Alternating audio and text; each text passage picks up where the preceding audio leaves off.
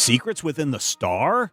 No, this isn't entertainment tonight. It's the Legion Clubhouse with Paul Levitz, Barry Kitson, Romeo Tanghal, Bruce Patterson, and Bob. They were the heroes from the future, teenagers protecting the universe from those that would sow the seeds of chaos. Each had unique powers and abilities, and though they often had their differences, they came together to save the day as the Legion of Superheroes. Now, you can be a part of their adventures and learn the history of the future in the Legion Clubhouse. Okay, we have an annual this week, which I like annuals. I think annuals are a great place to tell different stories, or at least in the annuals that I'm used to. Once we get up into the, well, probably right around in this region, probably about 2 or 3 years from now, going forward until DC stopped their annuals and they went with whatever the heck Bloodlines and all that other nonsense was when they made event annuals, and then they dropped annuals altogether. I like annuals because it gives you a chance to tell different stories and maybe introduce something big and something new. Like, I believe there was a detective or a Batman annual that introduced Tim Drake to the world in the fact that Batman was going out to save this poor boy's parents who were kidnapped. I think that was Batman Annual 17. I think that's what it was, or 12. I have to go back and look.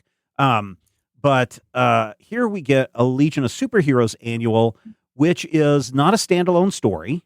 That's one of the other things that I like about annuals is they were tended to be standalone stories. And if you weren't totally caught up with continuity, that was fine.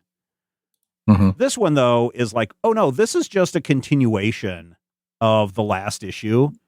And we're gonna answer some questions and kind of just make it part of regular continuity. So I'm not sure, besides the fact that this one had a backup story, which again was another thing that you find in annuals, multiple short stories, pinup pages, all of that kind of stuff.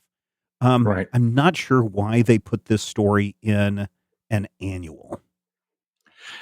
I feel like this is meant to be kind of the big blowout ending. If you remember the what is it? The Dark Side Saga. Well, yeah, the Dark Side, but I was thinking the Teen Titans, the Judas Contract did that thing where it's like 5 issues and then big summer annual to kind of pop some sales and get people. Well, it probably was also right in the same year right here. Judas Contract would have been 84, 85, I think. But yeah, it would have been that same model. But I feel like this is the end of it too, because 91 is when we get Armageddon 2001. And I want to say the 1990 annuals were themed as well. And I feel like for probably the next 8 or 10 years, everything would be a big themed annual. But yeah, I mean, annuals really only existed for 5th week events during the summer. Yeah, it was something where, hey, we have something, we're going to put this extra, we have an extra week to fill. We'll put this extra story out there. And because they were considered annual, you wouldn't pull them off the stands. Yeah, you could keep them around month. A little bit longer. Exactly, like the 80-page giants. It's just another trick that they did in the Silver Age, when the books were all, hey, this came out in April. What's the cover date? November. Yeah. Okay, well, that doesn't make any sense, but sure. Doesn't really matter. It's Batman. This is not Batman. This is the Legion of Superheroes. And we have the Espionage Squad doing their Espionage Squad thing by going out and trying to track down Chameleon Boy, which Dawnstar does, but Dawnstar is very distracted. And I don't know if that is a hint of things to come or not, but she certainly, in a page, summarizes her entire romance life. First, I fell in love with this guy, then I married this guy, and then I fell in love with this guy, and now I'm floating in space. And Dawnstar is interesting because she's sitting here and she's telling us things that have happened over like the past 5 years of comics. And you wouldn't necessarily see that kind of thing happen, especially in the way she does it here. But I like the fact that Dawnstar makes sense as part of the Espionage Squad. Yeah. But Dawnstar is also a Native American woman with 10-foot wings who dresses like she's about to take the stage at Scores. And you cannot be subtle in a bright yellow leotard cut down to your pubic bone. And I really appreciate that kind of moment here where, she's with the team, but she's not part of the espionage squad. No. And the espionage squad kids are being the mean girls again. And Shrinking Violet is like, we don't like her. She sucks. And Phantom Girl, of all people, gets out on this. She's like, I'm not Dawnstar's biggest fan either. I'm like, oh, man. This Legion is getting the backbiting. Yeah, they're eating themselves is what they're doing. They really are. And not good. They rescue Cam. Cam kind of rescues himself, but he's on this little planetoid. And when Phantom Girl phases in and she materializes, her ring activates a bomb that Starfinger has put into the planetoid. But fortunately, Chameleon Boy remembers, oh, wait a minute. Starfinger wanted to kill us via our rings. Dematerialize now, kaboom.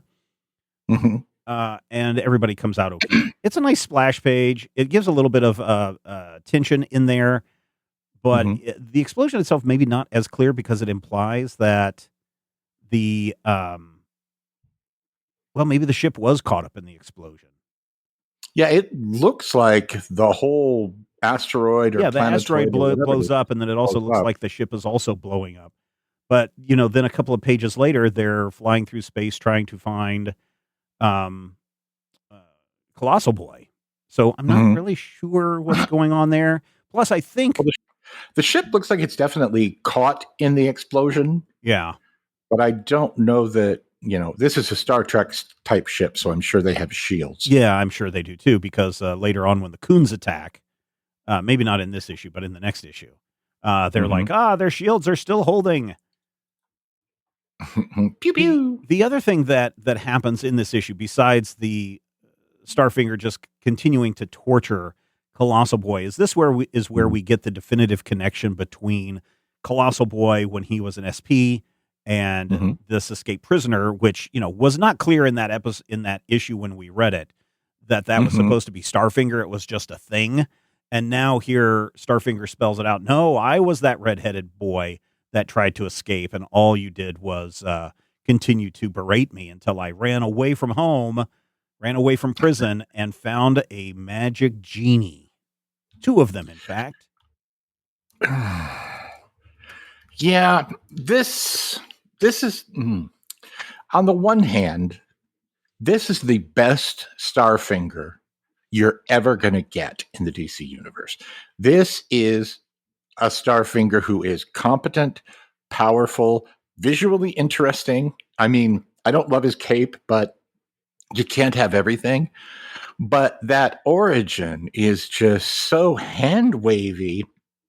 Oh yeah, I was in the desert, and he was like, Martian desert. So there were people. I sure wish I had some powers. I sure wish I had like a great giant power that nobody else had heard of that I could use to take over the world and stuff.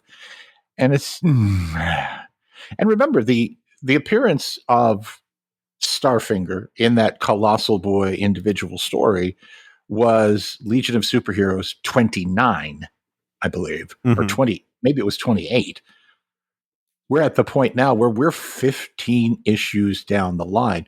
This is usually your point to say, hey, maybe we've gone back too far, or hey, maybe these plots have been hanging and hanging and hanging. But up to the point that they explained who Starfinger is and how he got his powers, I was kind of enjoying him. I mean, he sucks, but he sucked in a good villain way. It was like, yeah.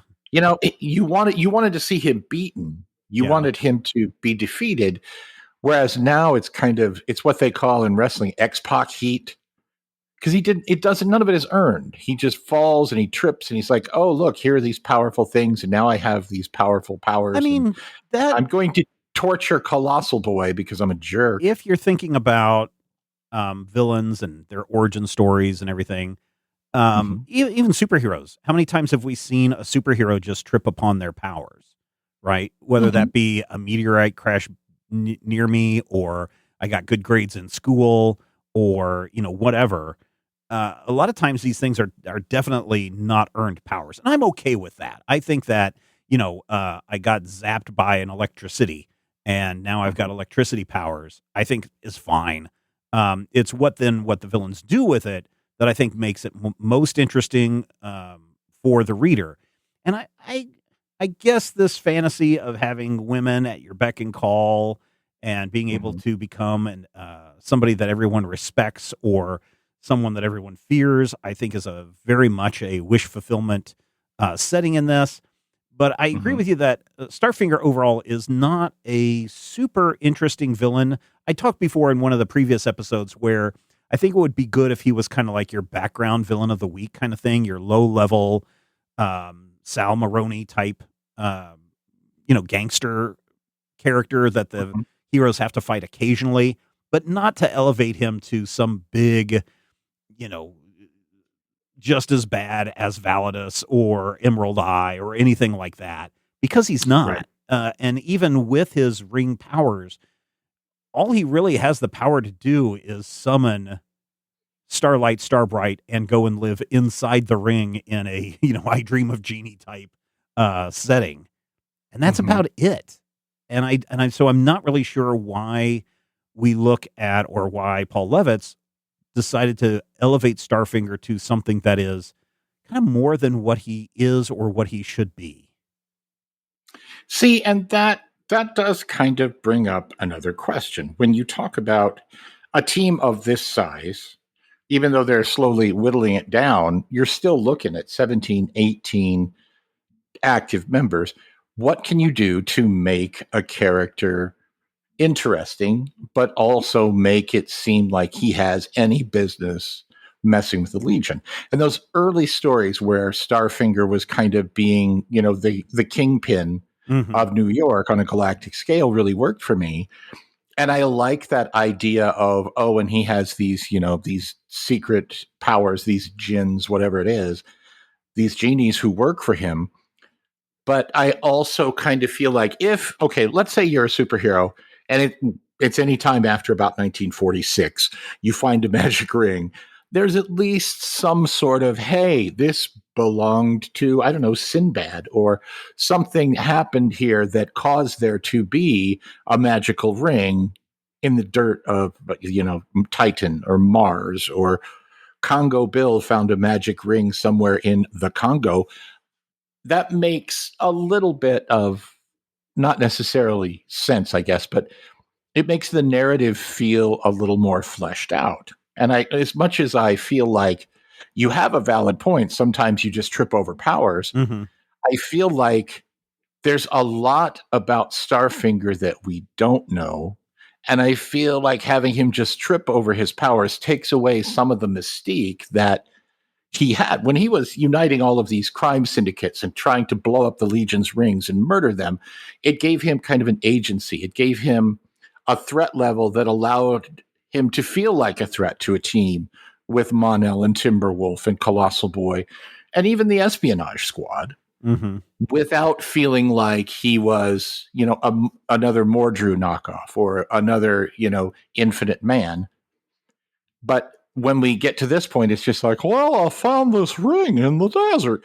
And he might as well be played by Don Knotts at that point. And he's got his one bullet and he keeps it in the on the pocket. one hand, and in that bullet are these genies. On the one hand, this, as you say, it does limit his effectiveness, but also I think in the fact that he has been able to capture 2 Legionnaires and critically injure one multiple times and take on the Espionage Squad in this issue does give him a little bit more gravitas in that his powers are doing something. But in the end, the Espionage Squad is able to work together and use their powers quite effectively to take him down, right? So you see Invisible Kid sneaking into the base with Shrinking Violet riding on his coattails so that when Invisible Kid is taking down, she can pop right up and do stuff. And then as they're escaping, they can have, the Science Police and Dawnstar show up to save the day. It's a pretty effective rescue, in my opinion. And I do like that, but it took a long time. We're at 30 pages before we actually get to well, it's a little bit longer than that. It's almost 35, 36 pages before we actually get to the end of that story. And then it's kind of left up to a nebulous ending because Starfinger is neither defeated nor really truly apprehended, I would argue, in that he once again escapes into his ring, living in his happy world with his ladies, Starlight and Starbright, and he can just live out the rest of his days if he wants to, just staying in there and being happy and doing whatever, which doesn't feel like a prison sentence. Even though his ring is encased in glass and being surrounded by science police officers 24/7. Is that glass? I read it as like ice. I thought Polar Boy hit it. No, I don't think it's ice. I think it's either glass or it is some kind of like encasing it in a acrylic. Inertron is not transparent. You can make encasing it into Scotty showed acrylic. Me But it also seems like, I don't know. I don't know if when Starfinger is inside of his ring, if he is aware of what's going on outside. Mm-hmm. And I guess that we'll have to wait for the return of Starfinger, 2 years down the line to see how he escapes from whatever this imprisonment is. He doesn't. No, I'm sure he doesn't. And that's fine too. I'm not super thrilled with, I'll say this story is fine. I don't really have anything wrong with it. I think it shows characters being strong and working together as a team, which everybody wants to see a team work together and not bicker all the time. And I think we get some resolution to a Colossal Boy story that has been building since his introduction, right? We have seen him be Colossal Boy for the last 20 years. And then we've seen a little bit of his backstory. We see what's going on with his family. And then we get, kind of this resolution of Colossal Boy's arch nemesis. So if you wanted to follow a Colossal Boy arc for 20 years, this feels like a pretty good resolution of that. So while we have seen the power creep of the villains since Crisis, we're also seeing a lot of stories kind of coming to an end, right? We saw Lightning Lad and Saturn Girl's arc come to an end, right? We saw that whole Validus thing comes around to where now they have twins, and what are they willing to do to protect their children? We've seen that arc. We're kind of seeing Mon-El's arc starting to come to a close as well. And we are also seeing, we saw Brainiac. He's left the team, so his arc is kind of over at this point. So we're kind of flip-flopping the story. We're power creeping the villains, but we're starting to reduce the main cast. Yeah. And the second story in the annual actually has, now here's the thing, has the moment that you've been waiting for, because Dream Girl quits the Legion. Yeah, I'm glad. Well, she doesn't really quit the Legion. She's like, hey, tell him I'm going to go on a vacation. I'm taking some leave time, some me time. I'm going to go and make out with this guy with the giant red mohawk that everybody hates. Even though I know that we're not meant to be, I'm still going to take advantage of the situation. So here's the thing that you need to know. That was Dream Girl quitting the Legion. She does not return to the team. I'll believe it when I see it. Well, you don't have to believe when you see it. But more importantly, it continues the really interesting narrative of that first storyline, because 88's annuals did have that private lives gimmick, I guess, I think, because that I kind of enjoy. But the first half of the story, the Starfinger story, is rotating narration. So we start with a narration from Dawnstar. So that is the one thing that I really, really liked about this issue, is where we are just getting the inner monologue and the inner thoughts of everybody throughout this piece. And they don't have to telegraph it by, speaking dialogue. We can just hear their thoughts. And then every time we change a scene, we're changing a point of view and we're changing that inner monologue. Man, I like that a lot. Yep. And it continues into the backup story. And it, for me, really makes things more approachable. Because there are a couple of moments in that first section where you hear like say Shrinking Violet talking about how, oh, we're the ones with the useless powers. We're always voted useless. And then immediately after she says that, she and Invisible Kid just beat the badonkers out of a room full of people. And it doesn't come across as saying the espionage squad's members are weak. It comes across as Violet is cynical and angry, and, you know, she's mad and whatever her thing is.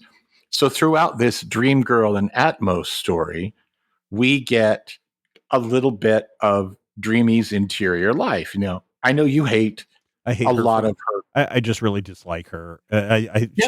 She's not effective, and she even comes off more wishy-washy in this, going, well, I know that we're not meant to be, and I really want to be with Starboy, but oh well, I guess I will be with him. And it's like, okay, make up your mind. You can stop being wishy-washy, decide on something, and do it. And then she decides on, well, for me, the best thing, but really for her, the dumbest thing, to go run off with a himbo and never return. And it's just like, at the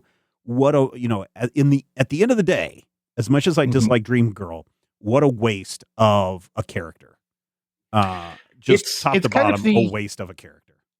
It's the opposite to me of Brainiac 5, because we've seen Brainiac being emotional, denying that he's emotional, trying to say every decision that he makes is based on logic and a 12th sentient mind, and then going off and freaking out and crying that Rond is gone, or, you know, vowing revenge. This is kind of the opposite. Now, I know you hate that part where they said Dream Girl is one of the smartest Legionnaires.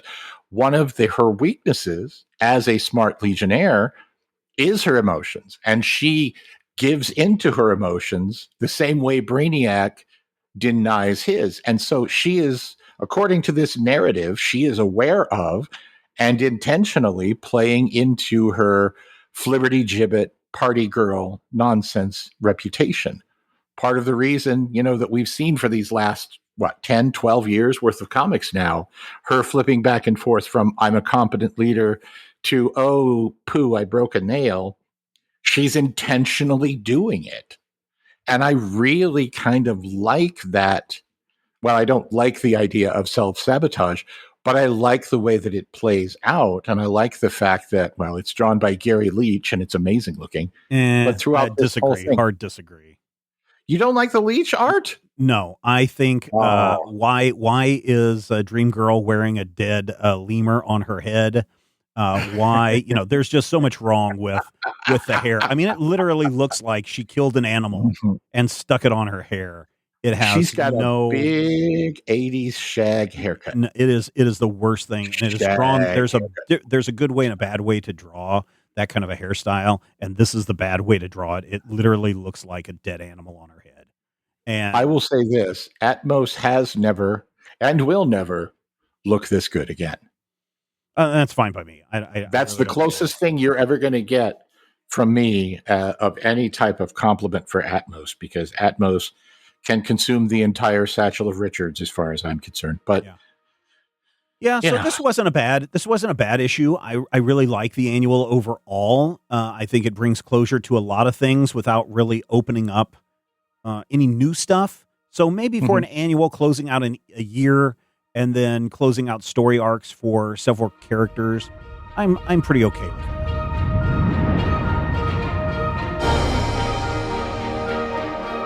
If you enjoy the show, we would appreciate your support. You can find out more and become a Legion Clubhouse member at patreon.com/majorspoilers.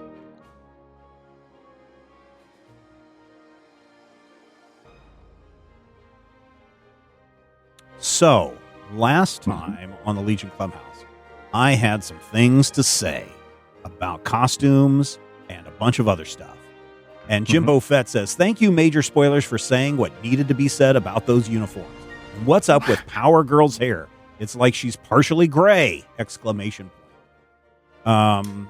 Then S. Mikey says, the brief talk that all the aliens are just descended from the different humans made me go, hey, that's how the OG Guardians of the Galaxy did it at Marvel, with the caveat that the Marvel version was that planets were colonized by specific ethnicities to make it weirder.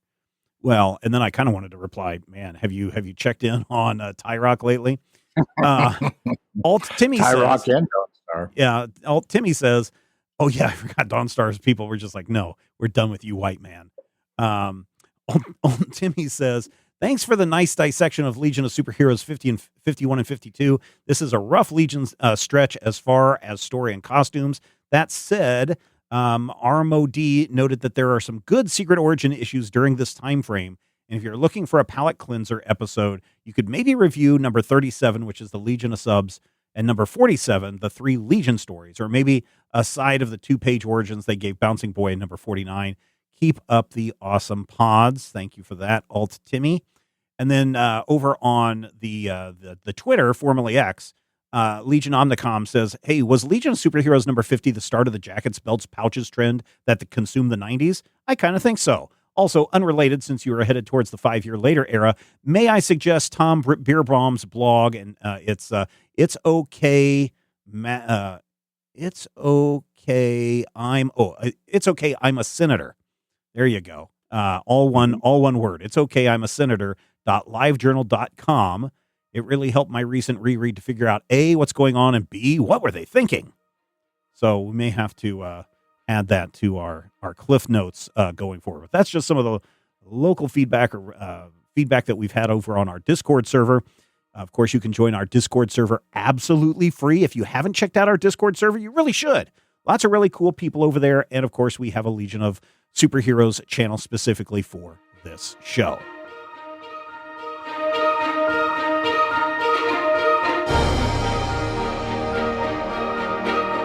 All right, we are into issue number 53. And, I have almost no notes on this because there's nothing really that did it for me in this issue. I don't know what it is. I mean, it's fine. It's a fine story. We take care of Highwinder, and we get a little bit more of how do we fight against racism from what's his face, Fish Face. And tell us. And then we get a little bit of, oh, we're married. And he's like, I didn't agree to this. Too bad, we're married. And then that's kind of the end of your issue. Oh no, Khunds. Yeah, it is. I hate to use a phrase that has, a double edge. It's workmanlike. This is, it's a fine issue. There's nothing wrong. It's got a nice story. I don't really have any complaints. It's also not very, I don't know. It's just kind of there. The things that happen that really catch my attention in this issue, it's nice to see Magnetic Kid in sort of a leadership role. Magnetic Kid figuring out how to stop the villain, what the villain is up to. Yeah. We do see that, Lightning Lass goes, Highwinder is like, you are lesser beings. Yeah. And Ayla is just like, lesser? And of course, she becomes basically the team's chaos goblin. Basically, what is the genie that the kid has in his pen? Oh, Johnny Thunders. Whatever. An imp from the 6th dimension. Yep. She's done this before. You remember when she was fighting her brother. But... Yeah, when she first got her powers reinstated or amped up that we talked about post-crisis. She's gone all pink lightning before, but she does look like Johnny Thunders, definitely. And she shoots her shot with Magnetic Kid, and he completely misses it. I mean, Ayla comes up, puts her arms around him, and goes, "We've got plenty of time for all sorts." And he's like, "Hey, I'll bet we can find a villain over here." Come on, man. I mean, he's still young. Or maybe he is young. Or maybe he understands the rules of the office where this kind of stuff is frowned upon. Is going to get you an HR violation, and he doesn't want to get kicked off of the team. That's probably what he's thinking. I don't believe that that's true of the Legion, simply because. Oh yeah, no, I don't believe it. I don't believe it either. But maybe he doesn't know that yet. That could be it. Just this whole issue is put together well. You get bits and pieces of things. We get to see something. That minor jerk, Garak of the Glow, who popped up for a minute. Oh, yeah. Maybe his glowing green powers are related to something. It's possible. It might because, they put him and they put Gil Dishpan in the same prison together, and then at the end we see a mysterious floating green eyeball in space. Could it be one of the lost eyes of the Emerald Head of Ekron? It could be. Stop saying Emerald Head of Ekron. 52 is not canonical. Yes, it is. Wasn't. It totally is. It's not. It totally is. Yes, it is. And it's the best well done. It is the best well done gimmick series that any comic publisher has ever done. Oh, that's not true. Yeah, is. It totally is. But we do get another brick in the metaphorical wall. You can't eat your meat if you don't eat your pudding, of Polar Boy's downfall, in that we find out that with the exit of Dream Girl, the near death of Mon-El, and the angry exit of Brainiac, the team now no longer has any trained medical personnel. Yeah, they have Dr. Jimmel. He's not a member of the team. Well, they can easily hire him away from Space Station 12. He has a job. No. But rather than think, hey, maybe we should cross-train some people, he's like, I'm going to get some cool meta lab equipment that will automatically heal us. And I feel like there's a point in this issue where you see Polar Boy and you see Element Lad and you see Colossal Boy having a discussion. And then Timberwolf wanders in, and Timberwolf, the dumbest member of the team, possibly one of the dumbest superhero characters of all time, calls it out, realizes the elephant in the room, and he's like, there's never a Legion around when you need them. The Legion is falling apart under Polar Boy's leadership, and no one is willing to do anything about it because it's happening just, a little bit at a time. That Overton window is sliding and sliding, and so many of the characters that have been cornerstones of the team are now gone. I feel like the next time we have a big kind of threat, you've got a problem. And I don't just say that because I know that there's a big threat coming and they've got a problem. I say that because canonically, just looking at this story, I feel like whether Levitz intended to do it or not, this is just watching a series of bad decisions that drives everything into the ground. Yeah. And I don't know why. I've been thinking about that recently. Why a bad leader who just shows up and starts making arbitrary decisions, wrecking everything. But yeah. Anyway, rest in peace, Ayla's cool blue and white costume too. Why? What happened to it? Oh, it got blown up. It was blown up, and then she spent the second half of the issue in a Science Police coverall. And when she returns, she is not going to have that cool, broad-shouldered uniform ever again. Oh, okay. It's a bummer. Yeah. Yeah. Not that big of a deal, I guess. Bummer. Maybe they got some bad feedback. Certainly, I would have given them bad feedback as well. But yeah, I don't know if there's anything in here that really is off-putting.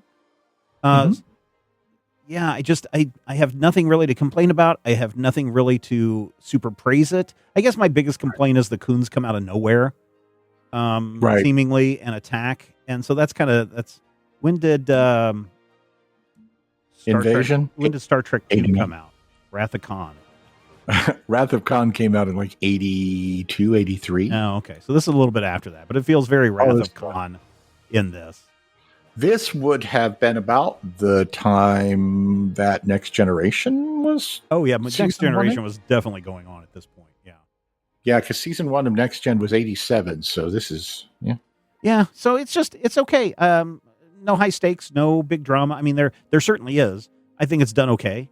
No issues with the art. And there's really nothing historical that we can point to say, oh, so this may have influenced this part of the story or anything like that. So I'm just okay with where this issue ends up. And speaking of ending up, I think that's where this week's episode ends. Thank you so much, everybody, for checking us out this week. We'll be back next time for more Legion Clubhouse. The Legion Clubhouse is a production of Major Spoilers Entertainment, LLC, and is produced by Steven Schleicher. Your hosts were Matthew Peterson and Steven Schleicher. You can follow Matthew at Mighty King Cobra and Steven at Major Spoilers. You can follow this podcast on Twitter at Legion Clubhouse. If you have questions or comments, send them to podcast@majorspoilers.com. I'm Jason Inman. Until next time, eat it, Grandpa. This podcast is copyright 2025 by Major Spoilers Entertainment, LLC.